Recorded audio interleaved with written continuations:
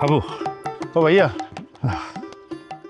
আচ্ছা আমি তো শুনলাম যে ওই লাশ নাকি তুলে নিয়ে গেছে ম্যাজিস্ট্রেট পোস্টমর্টমের জন্য।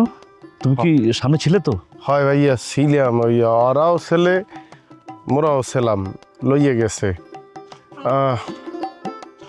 আচ্ছা ভাইয়া, আপনি তো আল্লাহ দিলে মগ দেশের একজন ওই স্বনামধন্য চিকিৎসক।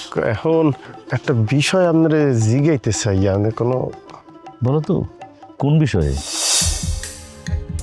মানে বিদেশে তো এইসব নাই, কিন্তু মগ দেশে কি ওই ময়না তদন্ত রিপোর্ট মানে পোস্টমর্টম রিপোর্ট কি পরিবর্তন করা যায় চাইলে?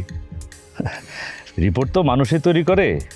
এখন মানুষ যদি সেখানে কোনো রকম অসততা করতে চাই তো করতেই পারে।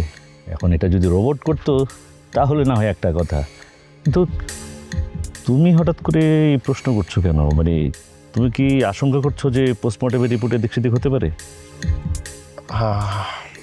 সেকেন্ড চেয়ারম্যানের লগে দেখা হয়েছিলে, সে মোরে বলছে যে কোনো মূল্যে সে মারজানরে ফাঁসাইবে, মোরে ফাঁসাইবে, যা করার তাই করবে। যদি রিপোর্ট আয় যে মারজান মারে নাই, দরকার পড়লে সে ভুয়া রিপোর্ট বানাইবে, ডাক্তার কিনি হেলাইবে।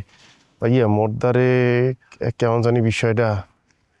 তুমি একদম চিন্তা করো না, তুমি বাড়িতে যাও, না না ভাইয়া, ইয়া আমি ব্যাপারটা দেখছি।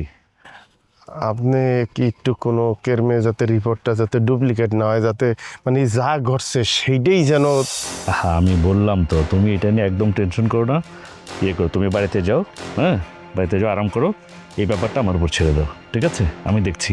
আর আমাকে এখন যেতে হবে, কারণ বাড়িতে যাব, গাড়িটা নিব, মানে বের হবো, ঠিক আছে? আমি যতক্ষণ সাথে আছি, পাশে আছি, ততক্ষণ কোনো চিন্তা নেই, ঠিক আছে? কোনো কিছু উল্টোপাল্টা হবে না, আমি আছি। থ্যাংক ইউ, যাও।